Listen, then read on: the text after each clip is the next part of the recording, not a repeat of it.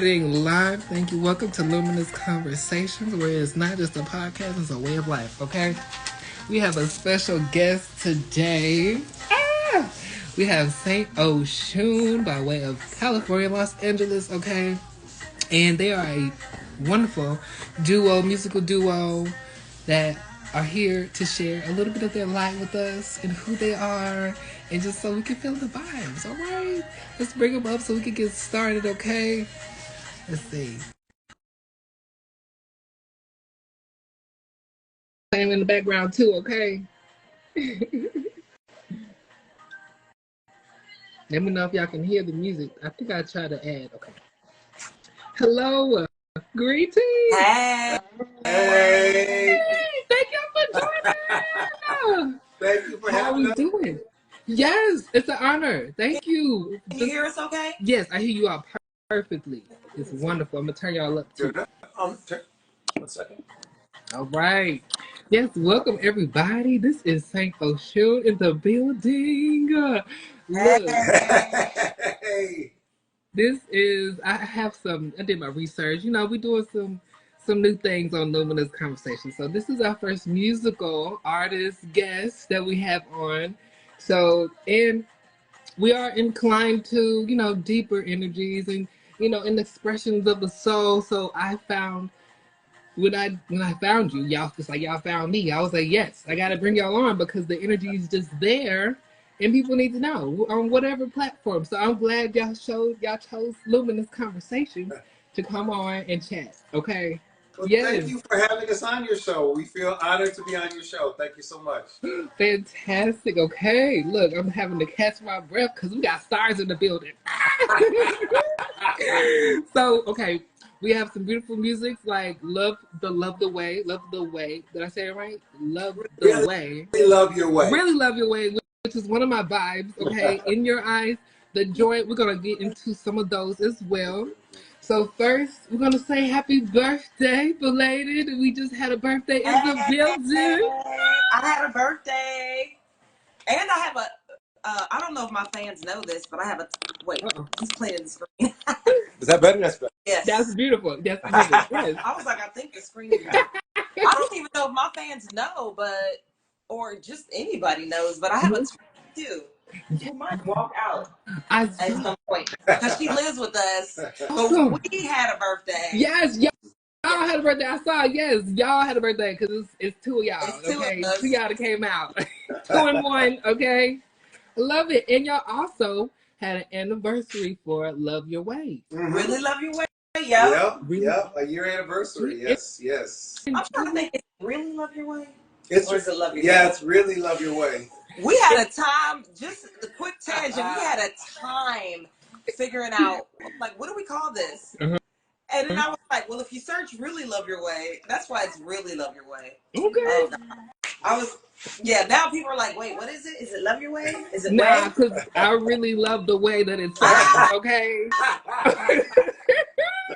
Thank you. Yes. So, okay, we're going to get into it a little bit. Tell us about who is Saint Oshun and how did you come to be and where you're from? All right. You want to get started? Who is Saint Oshun? So Saint Oshun started, neither of us is from Milwaukee, but that's where we met, and that's where Saint Oshun is formed. Okay. And really, are you asking us how we got started, or are you asking us about where the name comes from? Well, who are we? Yeah, it's all in tandem. Who are you all, where you're from, and then we can get into who's Saint Oshun. Okay. So Portia and I have been working together a long time. Yeah, over a decade. Mm-hmm. Okay. I first started working with her. I was running a band at the time, and we were touring really heavily. And she was hired on as a vocalist, but she also was playing congas and flute, I think, a little bit. I don't think you were playing. You later on started playing bass guitar as well. Yes. What? That was a different. Yes, Portia plays all those instruments. Okay. Yes. I didn't know. Right over here hiding. Lurking in the dark. You can't hide. The light is shining today. Oshun said, hey. Beautiful.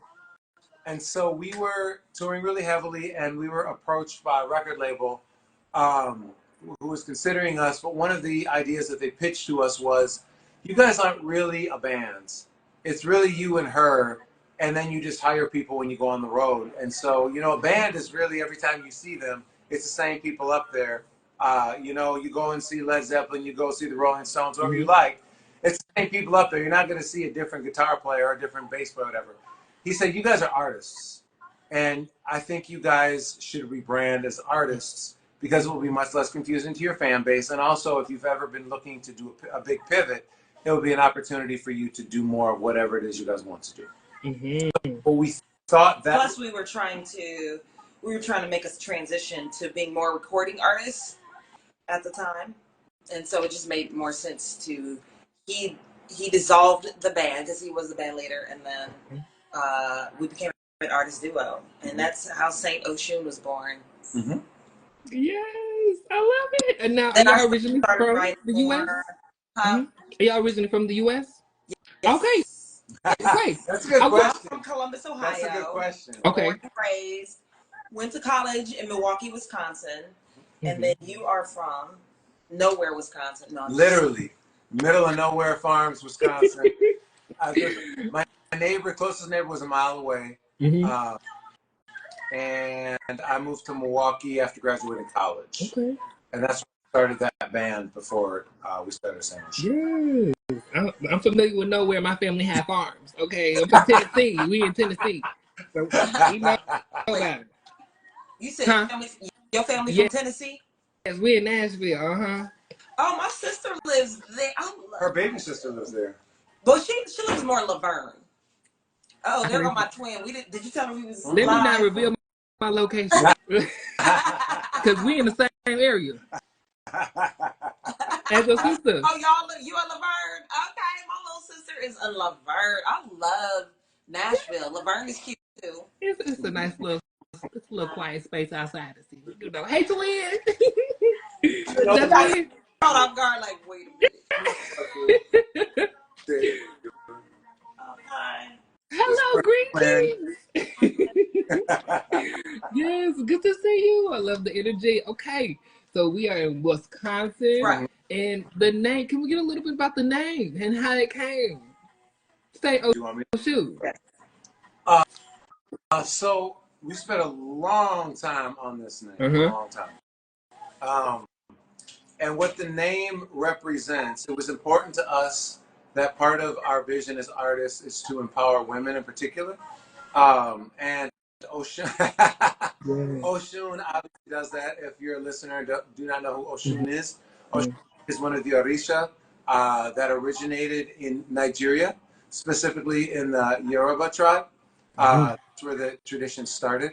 And so if you don't know what an Orisha is, you could equate it to a Christian saint. They're not gods, they're goddesses. They're intermediaries between God and humans. And Oshun is the Orisha of fresh water, of sweetness, and of love, of passion. And the thing about the tradition is it spread throughout wherever slaves were brought. So we have a lot of fans in Brazil. We have a lot of fans in Central and South America because the slave trade went all through there, and so the tradition carried on. And that's where some of the differences started, as far as some of the tradition became incorporated with Catholicism, especially when the slaves were forced to adopt the traditional religion. And then you also see that similarly in voodoo in New Orleans, where you have slaves who are trying to reconcile the tradition they grew up with what they're being told now. And so our name really captures the essence of who we are and what we want, but also a reminder that even though our ancestors come from there, we're American. And so we are definitely a blend, both in kind of belief and also really in styles of music, like our music is like Christian and our ancestry. Therefore, the saints.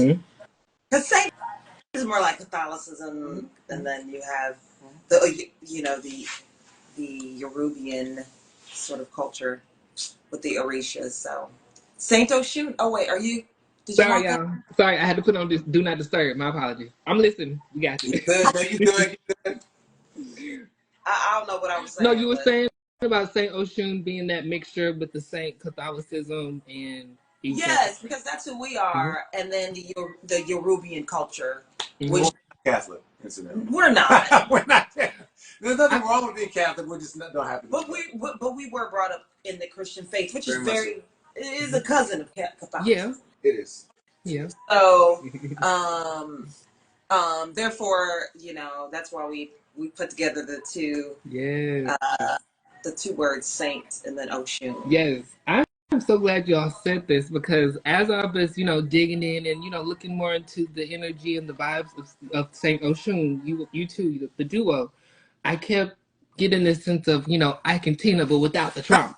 Because in the industry, without the trauma, without the low vibe, because in the industry, without the low frequency, yeah, because what I'm gonna say is in the industries and now you see a lot of downing of the feminine energy. It's not really just uplifted in its purest form. So I kept feeling that it's like this Saint Oshun is like the rise of the divine feminine in a sense, and the divine masculine is there. It's not like it's less than, and that's what I see, and that's what I feel in you all's presentation. It's like this dynamic duo, because I love Iketina, but they have other stuff going on. But it's just, it's just I could just feel that, whenever I see you all and hear your music, and it's like you're uplifting this energy, and we all have divine masculine and feminine, but it's like this energy is rising, and the divine feminine is coming alive, and Oshun is a great representation. I'm not just deeply aware, but I know the energies, and you can just see that emanating. And I was like, I love this name. Y'all are embodying it beautifully, okay? And it's just, and that's what it's meant to be. Period. Thank you. Yes. And I also, and just as a side note, she and saw we was live. Now she joined. Hey, Keisha. Hey, Keisha. Thank you for joining, Keisha. Okay. And I also looked in some of your bio. You all sold the house. Can we talk a little bit about that? Y'all got started. Is that? You want to talk about it? Wait, what's the number? We sold the house. We sold the house in Milwaukee first. Oh yeah. And went chasing those dreams. Okay. Yeah, in 2020, we decided. Well, we had already made a decision to move here, and then it was in 2020, early 2020, maybe it was December 2019. It was before the pandemic, but we were visiting here a little bit, doing some business with a few people, meetings, things like that, maybe some writing sessions. And we had already set our sights on moving here. Then the pandemic happened. Yeah. And I remember the last time we were here was February, because I remember it was February 2020. You should tell the story about what happened during the pandemic. Who were we supposed to meet when we flew in that time for? Give us the details. What was it? February. It all shut down, and the person we were supposed to meet... No, it didn't shut down till... no, it didn't shut down. It didn't shut down till March. Right. But... We were here February. I remember it was Valentine's Day because we went to the Hollywood Park. Yeah, it was like. But who were we supposed to meet while we were here with Rockwell? We were supposed to meet Stevie Wonder, but I don't know why we. Are you sure that the timing is right? Yeah, yes, I do. I am sure. Because people started to get sick, and some people were nervous about going to that party, and he didn't want to come out because people had started to get sick. Okay. Oh. Anyways, we had our sights on moving here, and when the pandemic happened, we began to question, just like everyone else, wait, should we stop our lives? Should we really move now? Because we were planning on moving by the end of the year, before the end of the year. And we kind of looked at each other, and my spirit was like, girl, you better do what you said you was going to do. Why are you waiting for a perfect time or opportunity? Yeah. So on paper, it looked like a bad idea. It looked like a terrible idea. But it wasn't. It turned out to be one of the best ideas. Yeah. I feel like the universe was in our favor every step of the way. From we had a house to sell. And let me tell you, that house needed some work, because we were touring musicians for that whole 10 years. And we were not good stewards of that home. So good stewards of a home means when something breaks, you take care of it because it's not a landlord. So I mean, if it was a door handle, if it was we only did emergency. Like, right. It's okay. So 10 years of pile up, plus we wanted to redo the kitchen to make it more sellable and redo the bathroom.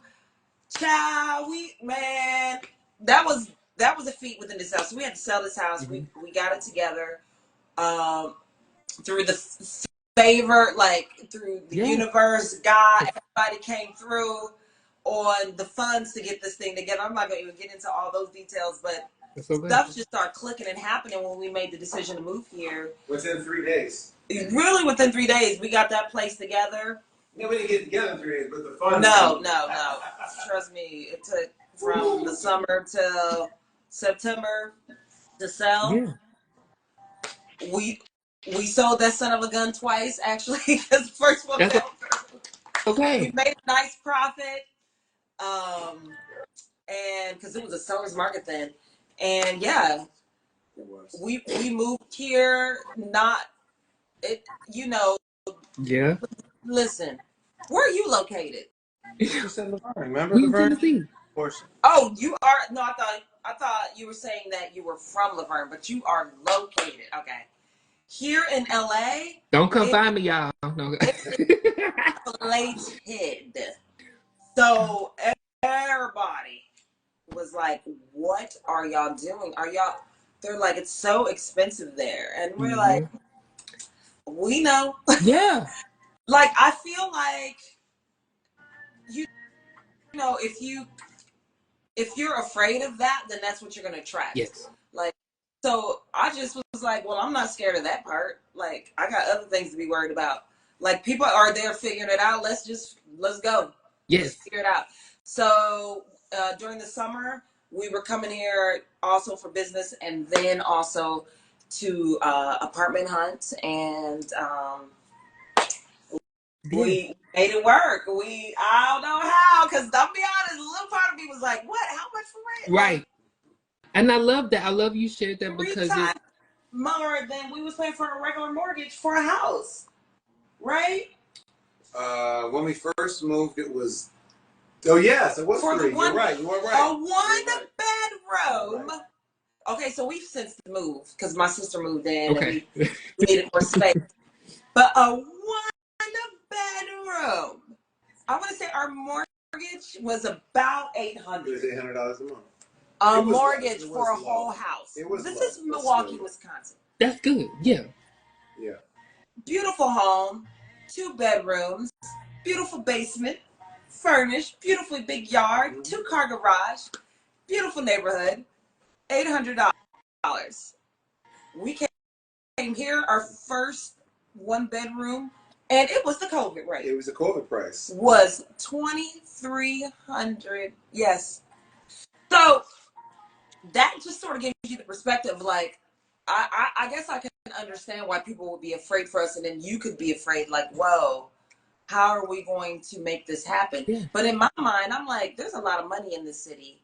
And it's just a matter of figuring out how to get your hands on it. Like, there is a lot of money in this city. This is the entertainment capital of the world. You hear me? Yes. Like, and there is, like, these are multi-billion businesses, like TV, film, music, sports. I don't know, there's other industries in this city, but my point is there's a lot of money here.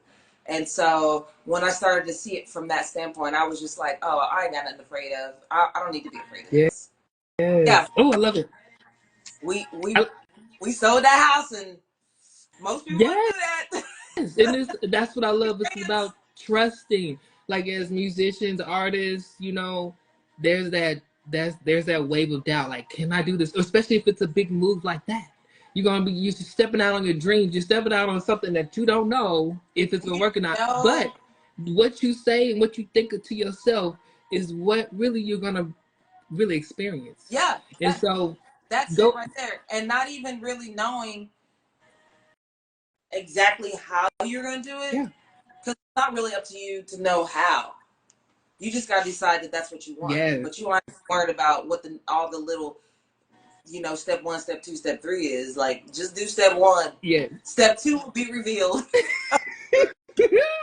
I love it because I actually did the same thing last year. I moved to California, Los Angeles. I was there in January till about December. I made my decision the week before I moved out there. I had somebody tell me I had a place to stay. I was like, okay, girl, I'm coming. So we go, because I do music, I do arts, and so I know that was a place where I could connect and just network and just experience. And so that's what I did. I didn't worry about it. People was gonna call me crazy. I didn't tell them. I said I'm not telling these people till I get over there. I drove from Tennessee all the way to California. Okay, and so hey, and it was what I needed, and I don't regret anything. I love every part of that experience because you know sometimes you get these moments that are there to show you how great you are internally, how powerful you are, what you're capable of, and the more you're able to do. Yeah, those are facts. Like you listen. This city make you hustle, and it'll keep you on your toes, and it will just make you. Uh-oh.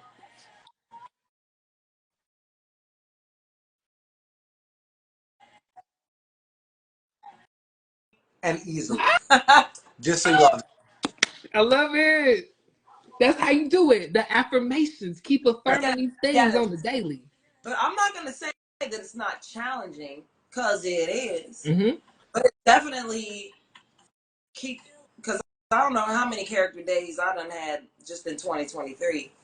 But this city will just keep you like on your shit and on your toes. Like if you want to grow, come here. Yes.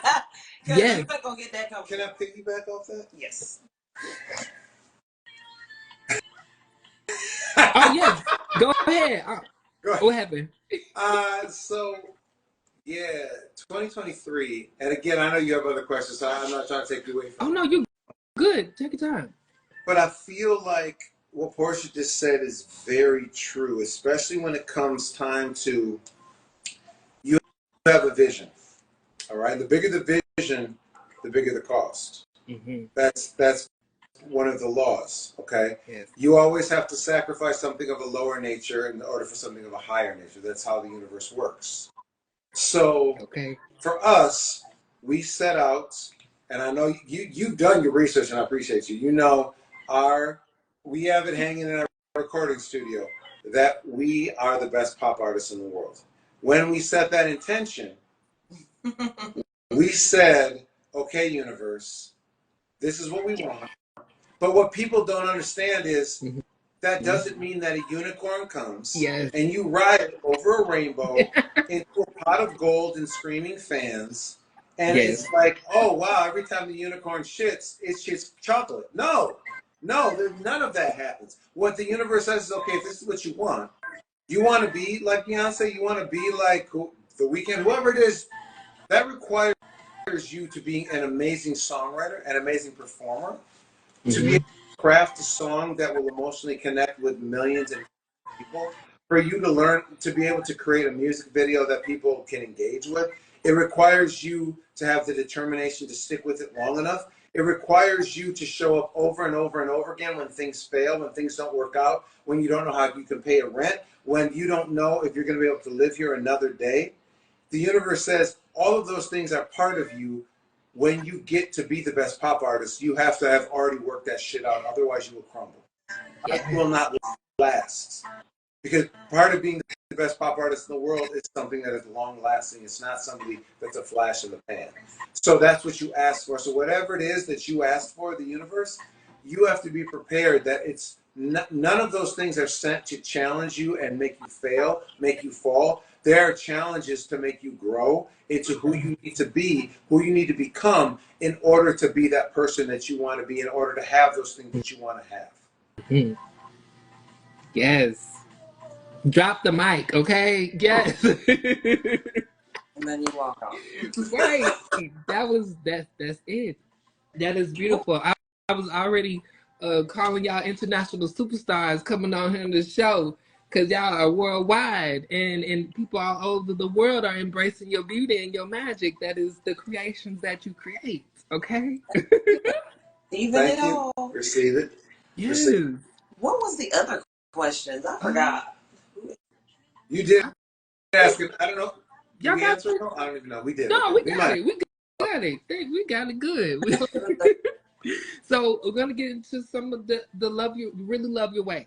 Okay, so that one was one of your biggest, you know, wide pop hitters, sellers, and is still growing. And the video just made it come alive even more. So a little bit about the background of that for those who aren't aware of the Orishas and that energy, because I feel like there's a lot of power in that song, and not just in the visuals, but the words. So can you give some, you know, insights on that, on how y'all created it and how it came about? Well, Charles was the creative director, and he was the one that really, you were struck with a vision. So, and that's really how it came to be. So I'm going to let you go ahead. All right. Run with that. So it all started, and we're not going to name names because it takes a little turn. We won't name some names. Producer sent us a track, dope track, great track. It was a very nice fusion of pop and Afrobeat. And so we brought in a third songwriter, who's a great songwriter. I think she's a Grammy-nominated songwriter. So between the three of us, we worked on the melodies. And I can remember we were in Mexico. We were in Mazatlan, Mexico, which is a beautiful place. If you ever want to go to a place that has, it has beautiful beaches, delicious food, especially seafood, very friendly people. You can catch real culture, not like Americanized. It's not really super Americanized. Beautiful place, Mazatlan. And I can remember sitting on the beach working on this song.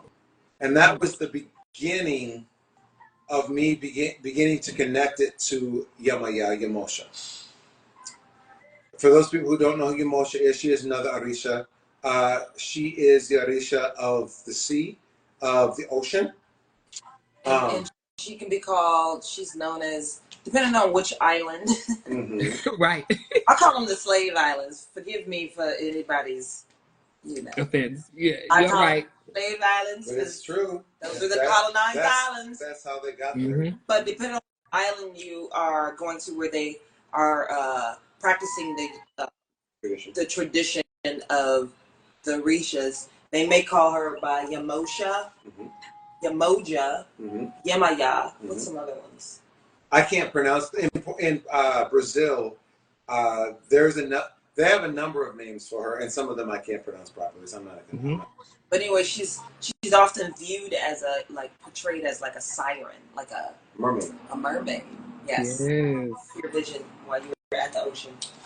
And so I started to feel like this song was really for her, and over time, really over writing this song, I developed a super deep connection with her, which as I've read, happens a lot when you connect with Yamosha, because she is very motherly. That's one of the things about her. She is very motherly.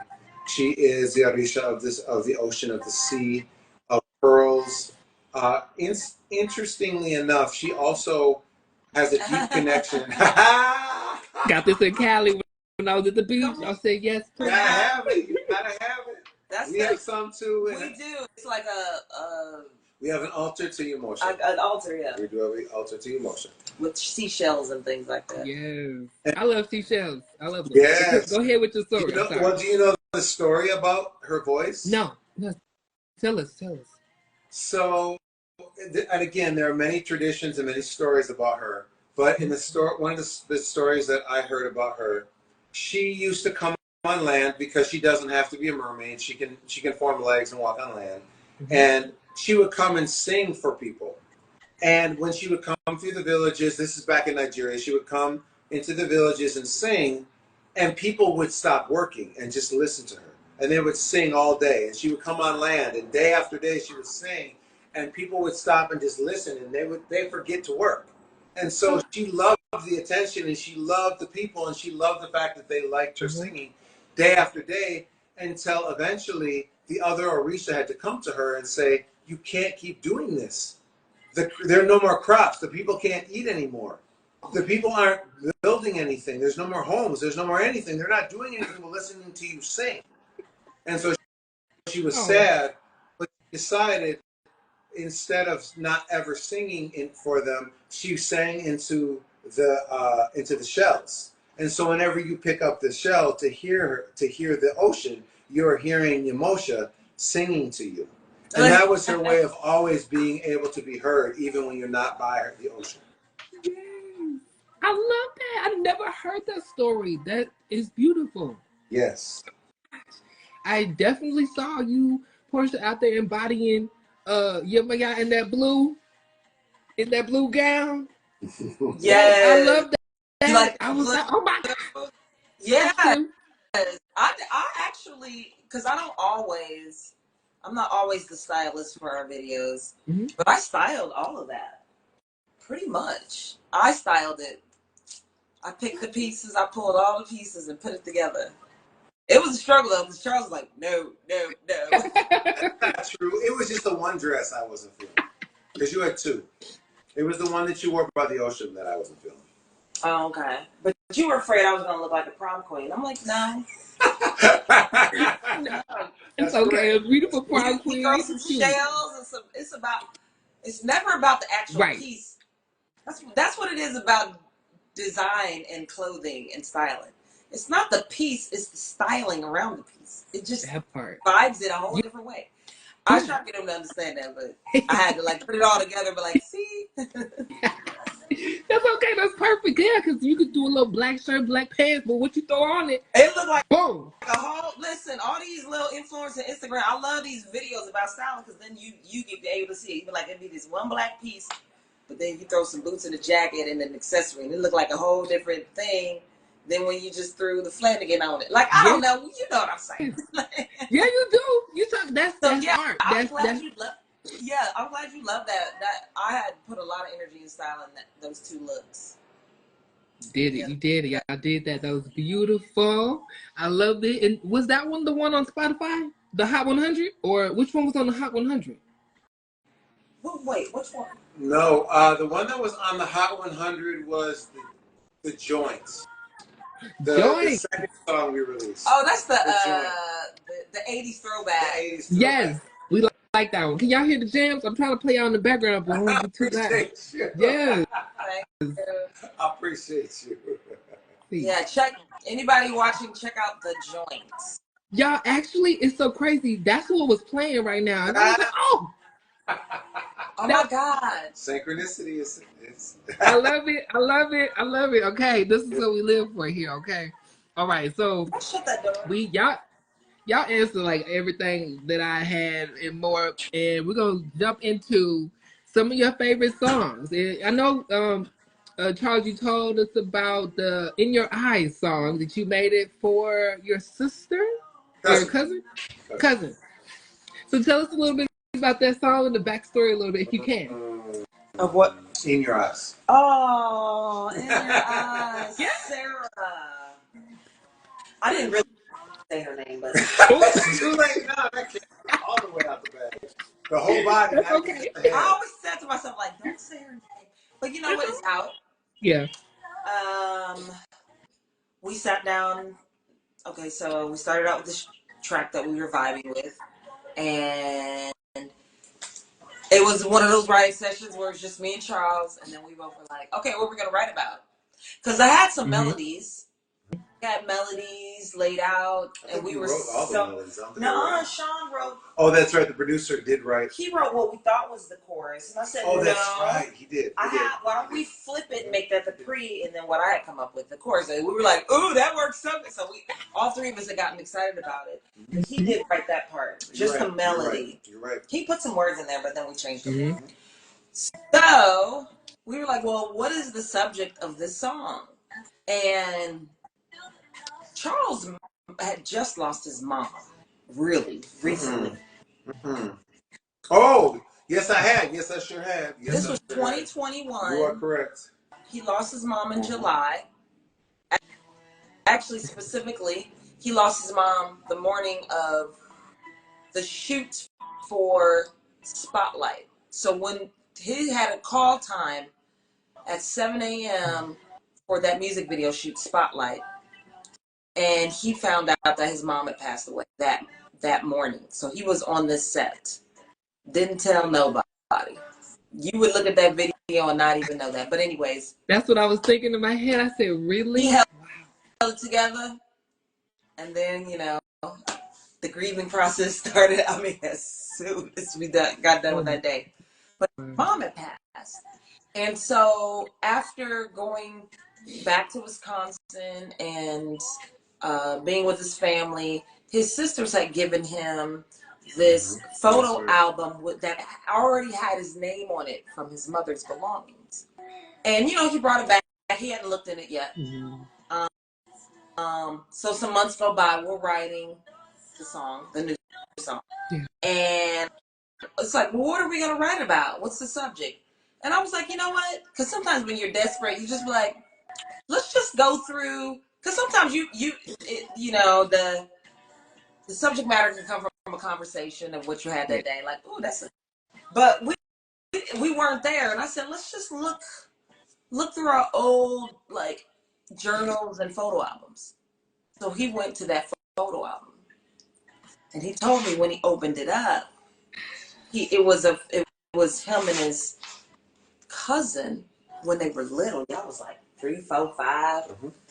Real little, right? So small that, you know, you're looking at these photos and they were playing. And he said he remembered suddenly that back then, in those moments of those photos, he knew there was something going on with Sarah. Like there was some darkness about her. But you know, when you're a kid, you don't necessarily understand the whole concept of what is troubling this child. And so that was his first revelation of it, but he didn't know what it was. And it wasn't until you had gotten older that it had been revealed to you that she had been through some things in her life. And I'm gonna let you tell that. But I got the opportunity to meet Sarah over the years before we moved here. And lovely, beautiful, wonderful young lady. You know, I knew she had been battling drugs, but when I saw her, she was sober and just a joy to be around. And she would hook us up, help us out when we needed help. We would help her when she was in a time of need. You know, and this is just even with money. Like she would come visit, come to our shows, because she lived all the way in Florida. Sometimes we were in Wisconsin, she was in Florida, right? So most of the time. Florida and Maryland, between those two, yeah. But she had, when she was younger, she was sort of the black sheep. So Charles had found that out when he had gotten older. She had been raped by her mom's boyfriend.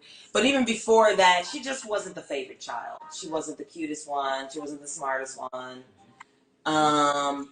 And she eventually left home when she was like 16. Left home when she was 16. She ended up getting pregnant. She ended up getting strung out on drugs out there in them streets. She ended up getting AIDS. Like, it was just, what else can go wrong? That was back when AIDS was a death sentence. So by the time I met her, she was mostly cleaned up. And we had, so he was looking at this, and then he was looking at this, telling me the story really, as he's looking at these pictures when they were kids. Like, oh my God, I remember when we used to play when we were kids. I knew there was some darkness there. She was troubled, but I didn't know what it was. And so I don't know if I got all the things about her troubled out, but you did a pretty good job. Her father, I knew her. I only met her parents one or two, maybe twice. You never remind me met her dad. Yeah, lovely, lovely man. Doing the best he can. Right. Uh-oh.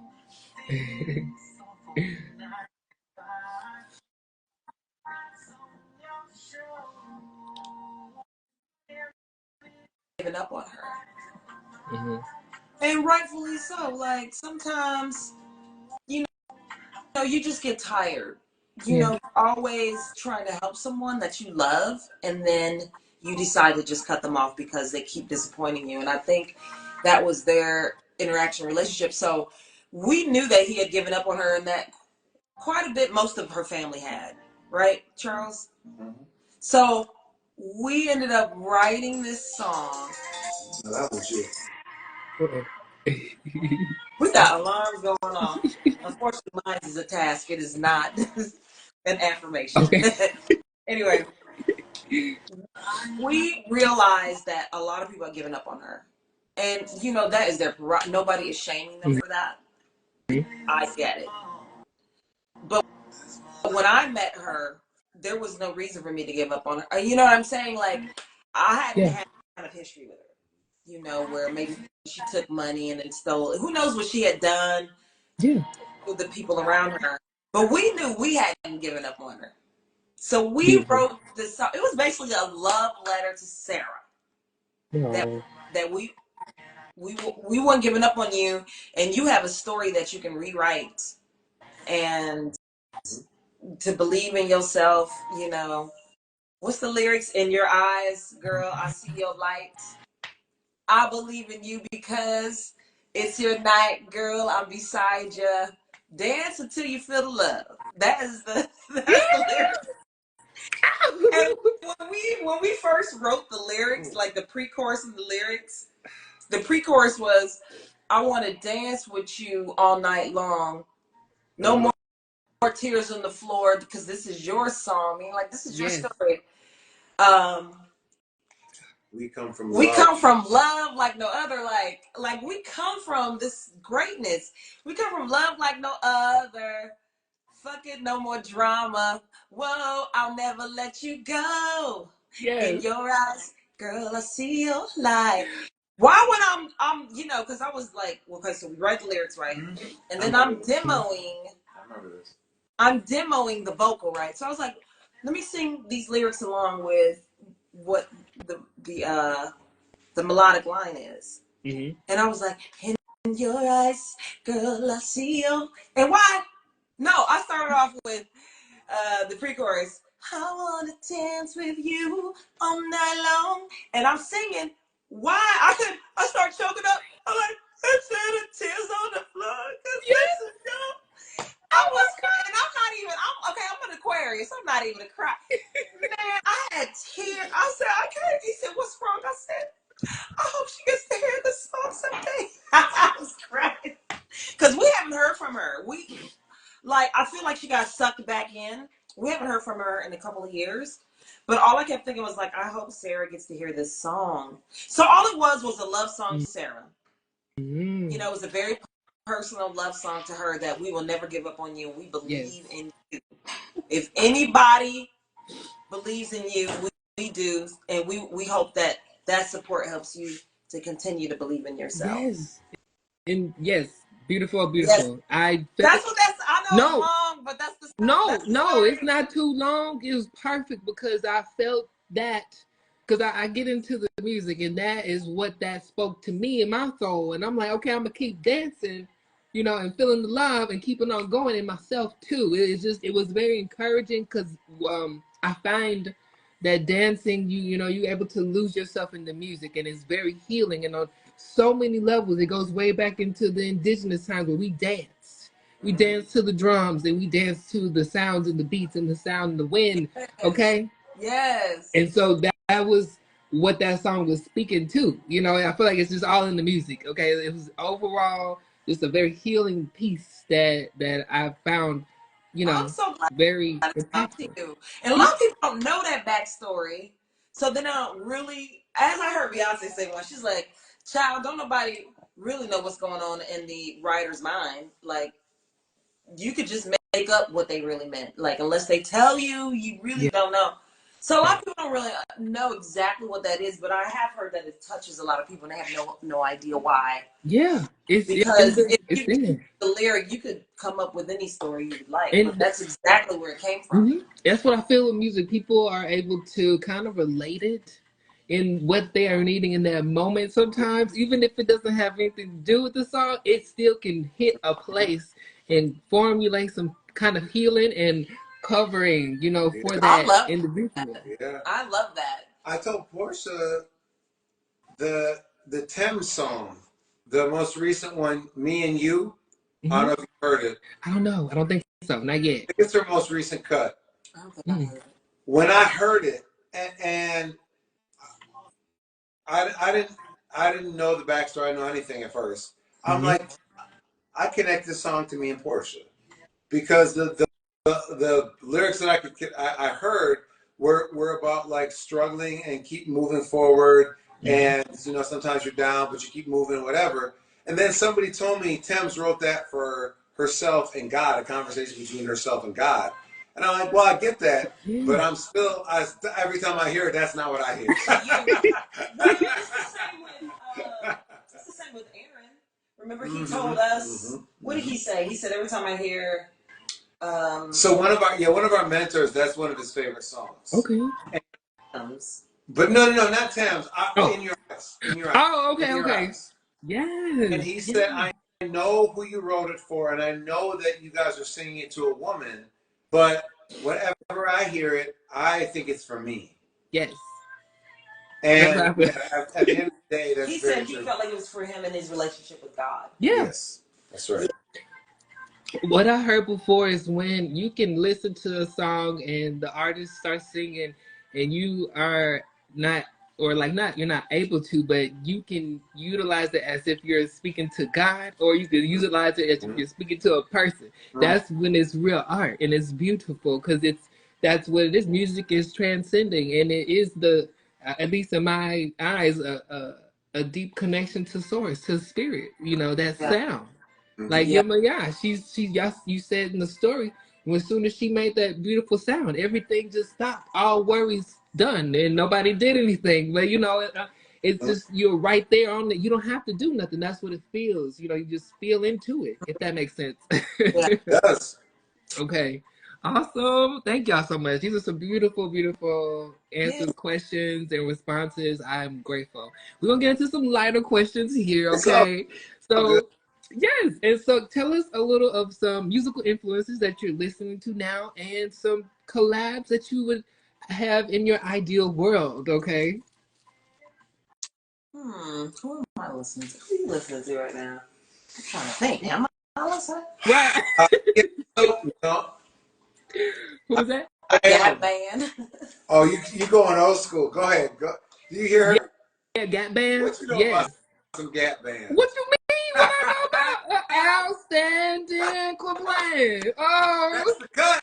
I'm learning the piano part right now. You on the piano? The whole song? Yeah. It's crazy how you listen to a song because, you know, as a child and now as a technician, right? Like whether you songs, you're a producer, you're a musician. As a technician, because when you were introduced to that song, and most of the time when you're introduced to any song, if it hits you, you're not thinking from a technical standpoint. You're feeling it. You're feeling the vibe. And then you might go back in and be like, oh, I didn't notice the guitar was doing that. That's so yummy. Okay. So you go back and do that. What was outstanding? I had never done that because I had listened to it as a child. One day I was listening to it and I said, man, this groove, like, why this groove is like, it slaps so hard. And then because I'm a bass player, I'm like, okay. Oh, yes. Bass. I said, wait a minute, that's not a bass. That's a piano on the left hand bass. Oh. And I started listening and I said, wait a minute, this whole song is a piano, right?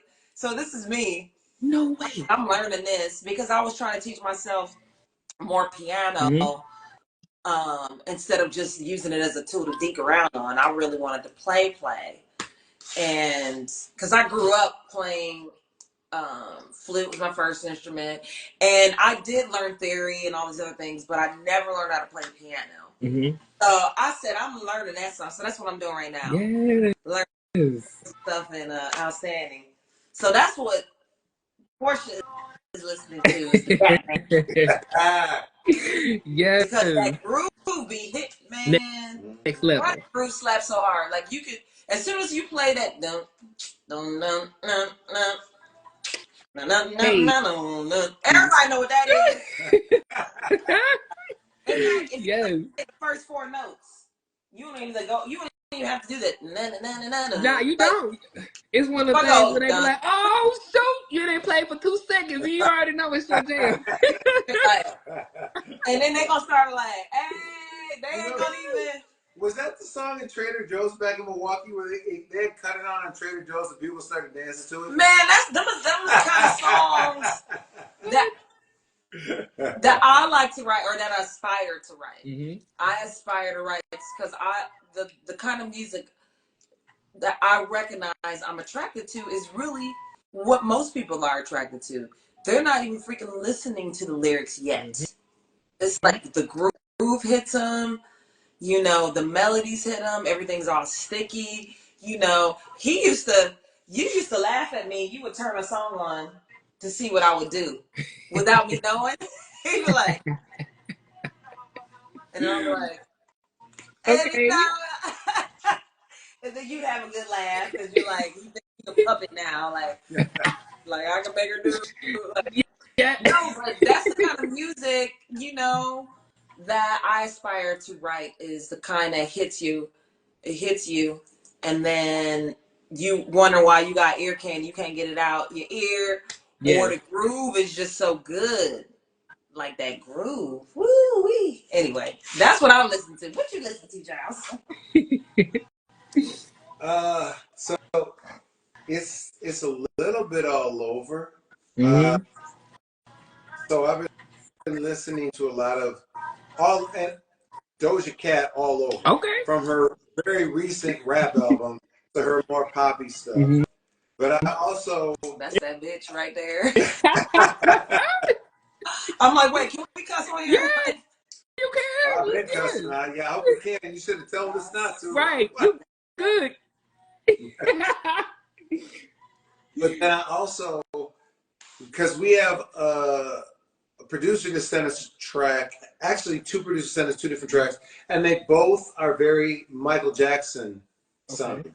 So I've been going back, listening to a lot, and I listen to Michael Jackson a lot anyways, but listening to a lot of Michael Jackson, which I unintentionally, people say I sound a little bit like him, and I don't try to. I really, really do not try to. It sounds like you do. Yeah. It sounds like you do. And it's okay. It's a compliment. It's okay because a lot of us are inspired by you know, the fathers before us, like all the great vocalists and musicians. But I feel like I listen to so much to emulate them, even if you're not trying to. You do. And it's okay. Like, you can admit it. No, but what I'm saying is I feel like I've spent one more time listening to Prince. But I just, for whatever reason, I just don't feel like, I don't feel like when I sing, I sound that much like Prince. A couple people have said it, especially when I'm in my high range. But I don't, yeah.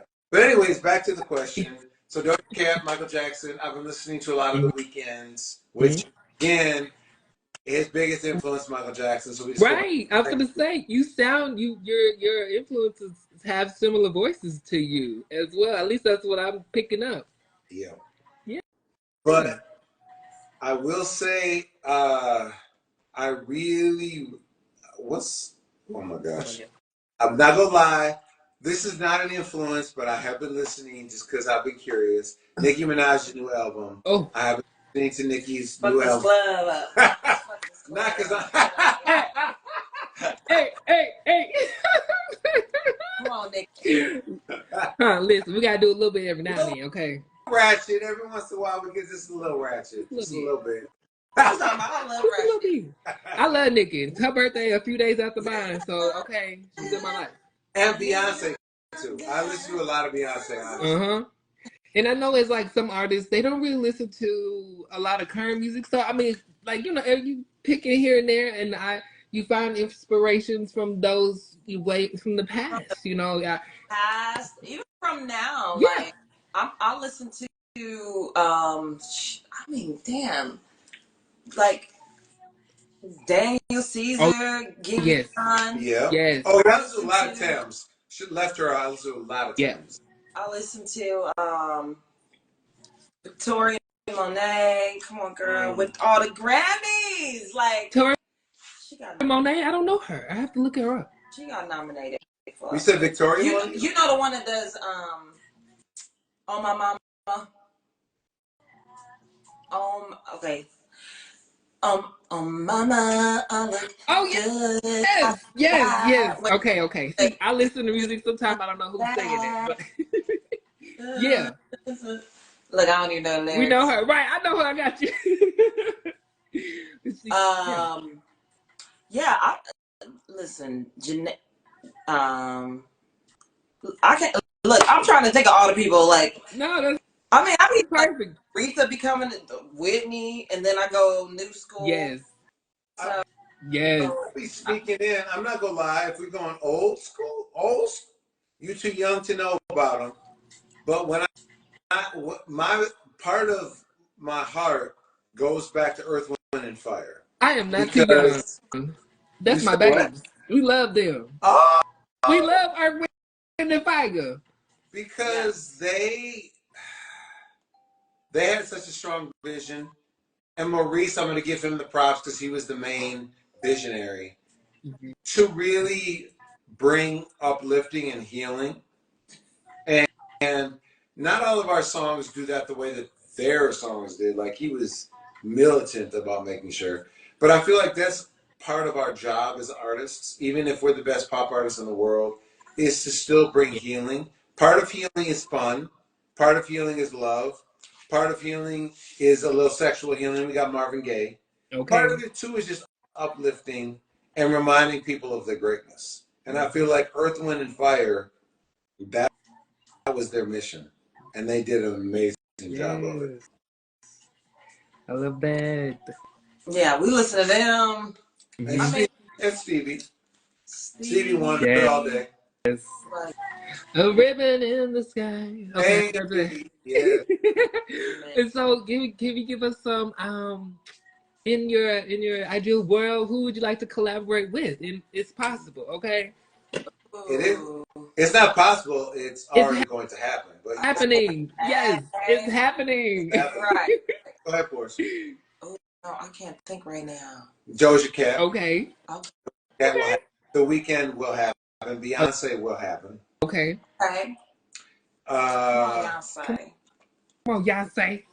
I think I would like to. We dabble in some Afro beats, and I've met two of Thames producers.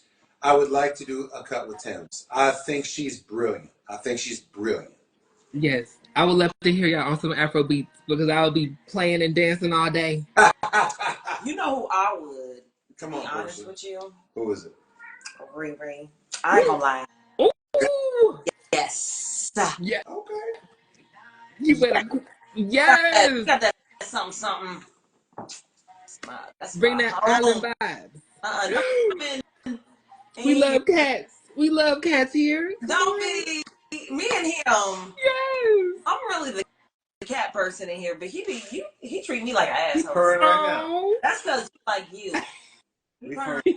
How many cats do y'all have? We friends. Just one. Well, no, he's got one though. Okay. Hello. No, he would mess you up. Get out of here. He's one of them. That's okay. I said I'm finding another cat, and you go like. Oh yes, and I'm a little grumpy. I be feeding the little local cats around behind my house. It's about 5 of them. They come out. They're my babies. In Turkey, in Istanbul, huh? Most people, right, Portia? They'll have a little bowl out because there's cats all over in the streets. Oh yeah, they got it looked like a problem, like a straight cat and dog problem, but it's not obviously because nobody's. But if it was here, it would look like a problem, right? They air Istanbul and in Ankara, so maybe all through Turkey because them two cities is so far apart. Yeah, they are. We love cats over here, and I was. No, because Istanbul, Turkey is the country. Yes, I had to like work that one out by head. But yeah, they got stray animals everywhere, but everyone like feeds them and pets them. It's so cute. Yes. Random. And so we're gonna wrap up some questions here, some advice. Because first of all, thank y'all for this wonderful time that you have shared and had here with me in Luminous Conversations. what advice would you give to other artists and musicians who are going after their dreams and making them happen? You know what? You just, what's the advice? You want me to start? First. Oh, no, go ahead. Go ahead. You know, I loved that stand-up that we just saw a couple of weeks ago, or maybe it's been a little longer, maybe 3 weeks ago, with Dave Chappelle. And he told this story. He's more of a storyteller these days, right? He's like, his commentary is more of a his stand-up is more of a commentary. Yeah. With the punchline. With the punchline at the end. You're like, oh, that was funny. Yeah. But he was talking about how he goes into this room and he's like, they were all dreamers. He said, I know because I'm a dreamer. Mm-hmm. But they were all celebrities, right? Mm-hmm. And he spoke of what's his name? Good Lord, why can't I think of his name right now? Lil Nas X. Okay. He spoke of Lil Nas X, and he said, when I saw Lil Nas, I could tell he said I was in his dream because he's a dreamer, and now I'm in his dream. And you should have seen how he walked when he was trying to pretend to be him. He said Lil Nas came over and walked and was like, he posed. He was like, I wanted you to be in my video. I'm not going to get into what the bit was and the punch.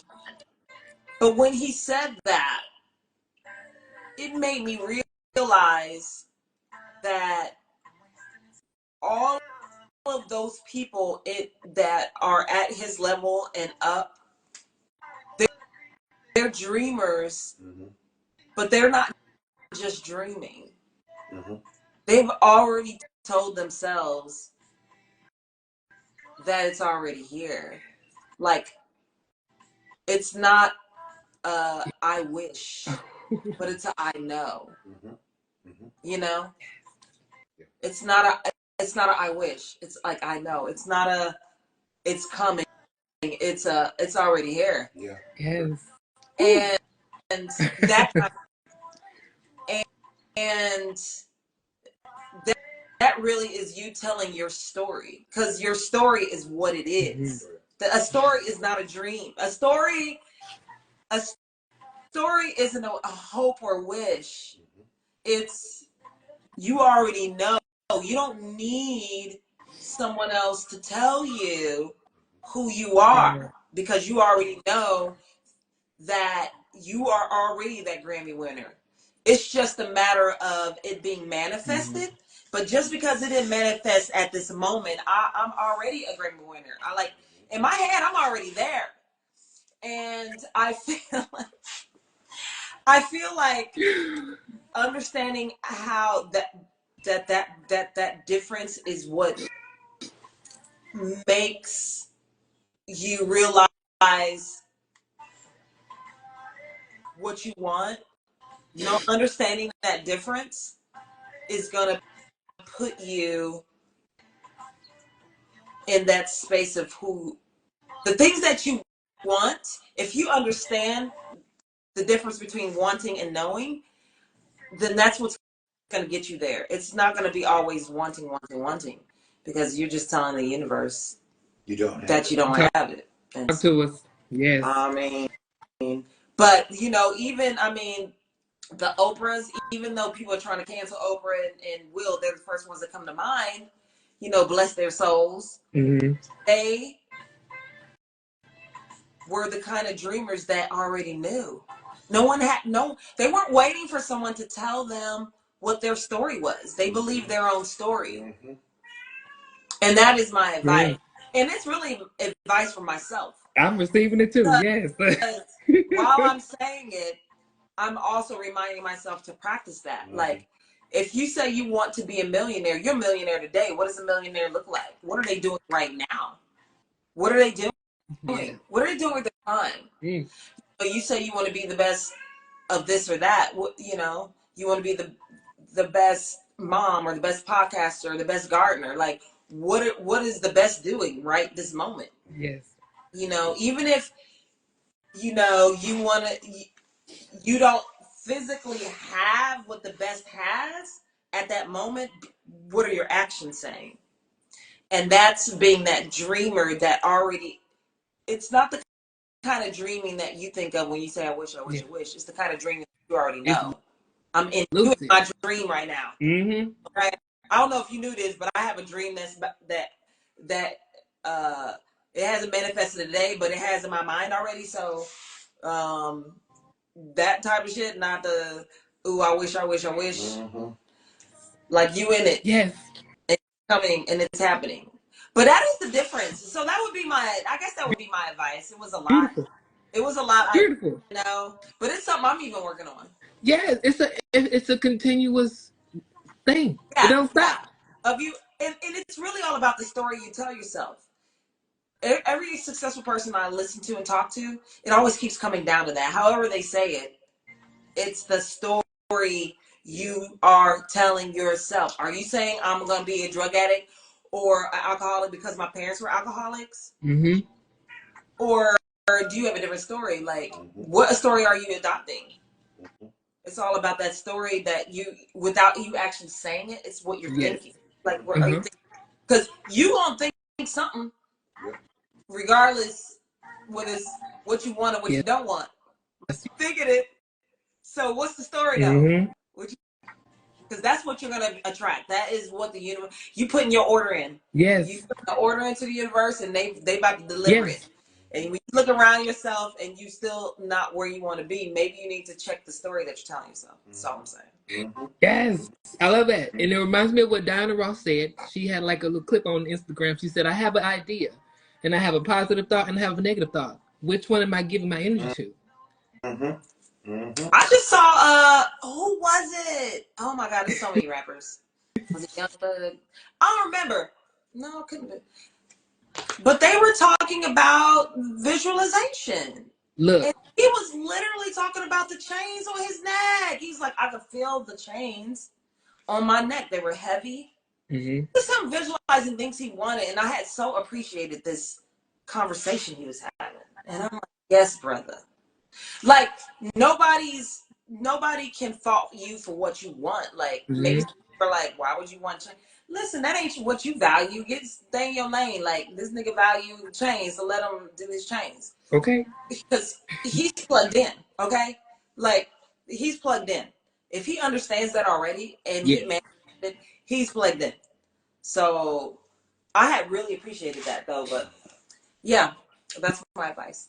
Beautiful. Thank you. And Charles, do you have something for the audience? Well, how much time you got? Oh, you good? We got about 10 minutes. No rush. You know. Cut me off when you're done. Right. Is it some drink in your cup? Okay. Just Sprite. So, all right. The first thing, we're done with the easy. Artists, if you start or you're 2 years in, we're not thinking easy. We're not thinking, oh, well, you know what? In 6 months, I'm blowing up. In 5 years, I'm blowing up. That could be the case. The universe works in crazy ways, but you are in it for the long haul, regardless of how the universe chooses to act. Because what I know is that you have to build into it. You have to go through whatever it is that you need to go through. Because what we hear so often is, where did they go? They had that great song. Where they at now? I swear, they should have done more. I hear that all the time. Man, I love them. That cut was so solid, but where they at now? If you want some longevity, you have to be prepared for it. If you go to the gym and say, you know what? I want to get swole. And you put 6 months in, you're going to look better. You will look better than you did when you first started if you actually put in some work. But you're not going to look like Arnold Schwarzenegger in his prime. That dude put in some motherfucking work. Yeah. And it took him a long time to get there, and a lot of sacrifices along the way, and a lot of people speaking into his life saying, do this, don't do this. And you have to be willing to listen. Because most people's mindset when it comes to getting in the game is, I like this like a video game. I want to play it as long as it's fun. It's going to get unfun at points. It's going to get tough at points. It's going to be, why am I doing this? I released 3 songs and I have 5 streams on Spotify and 10 views on my music video. This shit don't work. Well, let me go and work at McDonald's. Work at McDonald's if that's what you got to do to pay the bills. Right, but don't think because in 3 songs you just failed. But I can tell you right now, let me give you the best example of 2 men that I gave rides to in Uber. Yes, we drive Uber right now while we're working on our dreams. Okay? We are driving for Uber. 2 multi-millionaires that I drove today for Uber. I sat back. One of them is a retired lawyer for Paramount. All right? He was the top lawyer in Paramount when it came to international deals. I said, tell me about your experience. He said, what I can tell you when it comes to deals is my expectation was not that I secured 10 out of 10 multi-billion-dollar deals that these movies hit or that these TV shows hit. My ass was only on the line if I could have secured 1 out of 10. What does that mean for us as artists? It's not 1 song, it's not 2 songs. We have to keep showing up over and over and over again. I talked to a venture capitalist today. That he was one of the venture capitalists for Snapchat. One of the dudes that stuck money into it when that first started. He said, as a venture capitalist, my goal was not to invest money in everything that hit. One has to hit to pay for the other failures. That's how I work. That's what you have to understand as an artist. Not everything is going to hit. Not everything is going to work. But it's all information if you're open to it. Yes. It's information to sit back and say, what didn't work? Let me look at my statistics. Man, 30 seconds after that music video, people fell off. Okay. Well, let me look at my music video and let's look at the song. You know what? I wasn't sure about that pre-chorus. I wasn't sure about that chorus. I wasn't sure about that verse. Yeah, you know, my audience wasn't sure about it either. They fell off. Okay, it doesn't mean that you're a bad rapper, a bad singer, a bad anything. It's information. Okay, next time when I come back, let me have 5 people listen to this before I release this, so I can get some good information.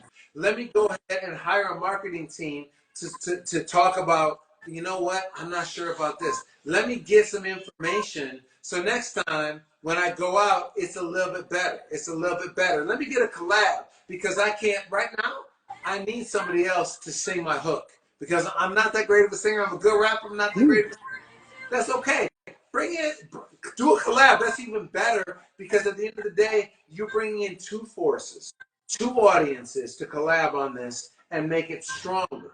But when you get so wrapped up in your results of 1 song, 2 songs, 3 songs, you will shut it down and you will say, I'm just no good at this. Let me go back to just working at McDonald's for the rest of my life. My family was right. I'm trash. My friends are right. I'm trash. I can never make this happen. And then you have spoken the story that will end your career.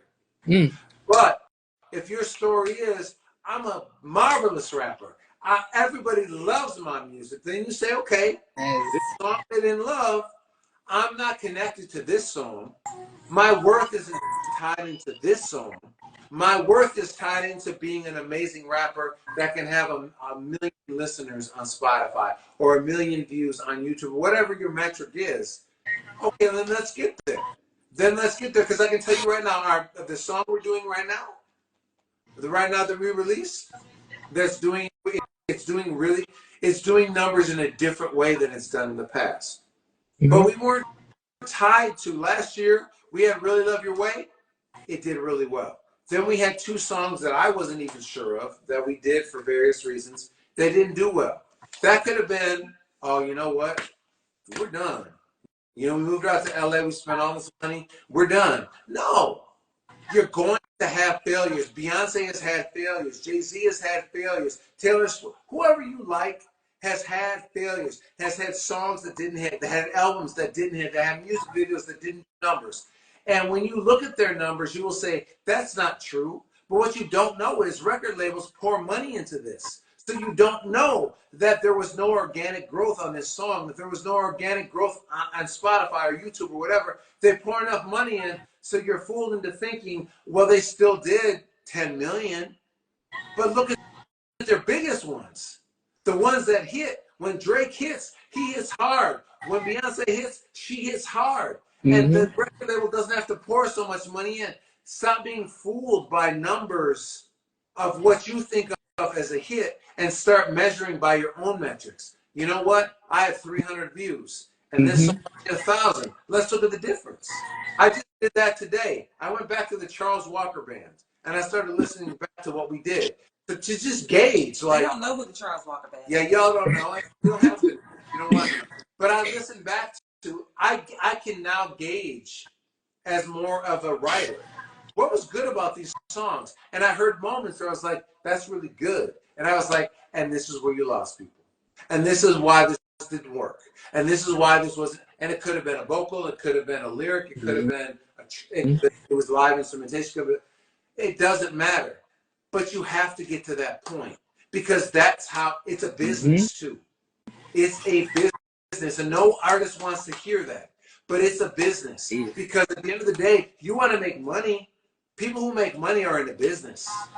So you have to be subjective enough to stand back and say, you know what? That's why they fell off. That's why this song fell off. That's why this isn't working. It's okay.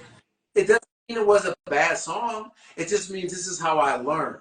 When you were in school and your teacher said 2 + 2 doesn't equal 5, it's not that you're a failure. It's just you didn't know what you didn't know. And so now let's learn and let's grow and let's do better and let's move forward. And as we do that, we can grow and we can do better. And if your vision is to be an indie artist, beautiful. Let's learn at that pace. If you want to be the best pop star, listen. It doesn't matter what the goal is. It doesn't change what you have to do to get there. It's painful, but it's worth it. The dream is worth it. Your career is worth it. Not having to fucking work at McDonald's the rest of your life is worth it. Yes. Yes, that was awesome. I'm melted in inspiration. Okay, I don't have no more words. That was so beautiful. Like that was beautiful. I was gonna ask about the most recent video that you all just did. If y'all want to hit on it before we get on wrapping on that down. You trying to be funny? Yes. Come on, give it to us. Let's see. Okay, so that song, we had an opportunity to pitch some songs to 2 major label artists, one of them being Pia Mia. Okay. Who had a hit with Chris Brown. Yep. Really big hit. Maybe it was like 2018. Okay. It was a minute ago. A little minute. So long story short, we're not sure exactly what happened. I know. I know what happened. Okay. You want me to tell? It's not a secret. Sure. Pia Mia is currently renegotiating her record contract. She had a record contract that she signed before recording anything, but for whatever reason, she's decided it's not adequate for what she needs. Yeah, so being very diplomatic. I mean, yeah. So I don't know. That's what we were here or there, but we were sort of sitting on it. We knew it was a good song. Now we wrote it. And in my mind, we wrote it for Pia Mia. Like whatever I wrote, I did not write for Portia to sing.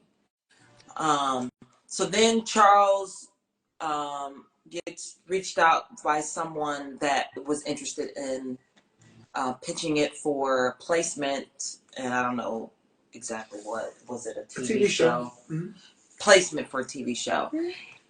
And he's like, if they're gonna pitch this, we should probably release it because she's not gonna release it right now. And the reason for that is because, like, let's say it gets pitched and placed. If you hear it in this TV show, you're not going to be able, if it's not distributed, you're not going to be able to find it. Like, the random person that hears it is like, I like that song. They go Shazam. And they try to Shazam it, or look at it, and then they ain't gonna pop up because. So that's when he's like, we should just release the song if somebody's gonna pitch it for placement. Okay. So I was struggling at that point. I was like, do we have time to rewrite? I was struggling. I'll be honest. Like, I'm like, I didn't write this song for myself. So, and we wanted to wrap it up fast, so I had no time to change no lyrics or nothing. Okay. Like, you changed a few lyrics. Maybe I changed a few, but I didn't. I still was struggling because I wasn't connecting with the song. Okay. And I feel like we're going to keep coming back to this because I feel like the best we can do for people, if there's a lot of artists out there, or really just a lot of dreamers about whatever they want. What you have to understand is 2023 was a very difficult year for us. You could look on our door pretty much every month to see a pre-eviction notice. Oh yeah, they be like, we want our rent. Yeah. Like, it's only a few days late. Right. And I don't bring that up for any other reason other than like when we got before the 17th. When it came time to be like, okay, we're gonna do this song, nothing had changed. There wasn't we were visualizing, we were believing, we thought the song was great, but nothing had changed for us. So when we did this with the belief that this was worth taking a risk, a really big risk, on not being able to do what we needed to do financially with any other thing. And I feel like this isn't a flex, but rather something that people can understand. The universe blessed us. We did such a small investment on the marketing, and we are doing bigger numbers on this song than we have ever done with twice the amount of investment. Like yesterday, we had almost 20,000 views on that song. Today, we're angling to be about the same. Okay. The song it's going really, really well, and I bring that up to say you have to leap before the net appears. You have to. If you believe that strongly, if you place an order for Uber Eats, you know it's coming. And when it says 20 minutes, even if you haven't heard from the courier, you're probably looking outside the door like, it's coming. Where's it at? Where's she at? Like, you already know. I'm not calling the driver the courier. And this same way when you put in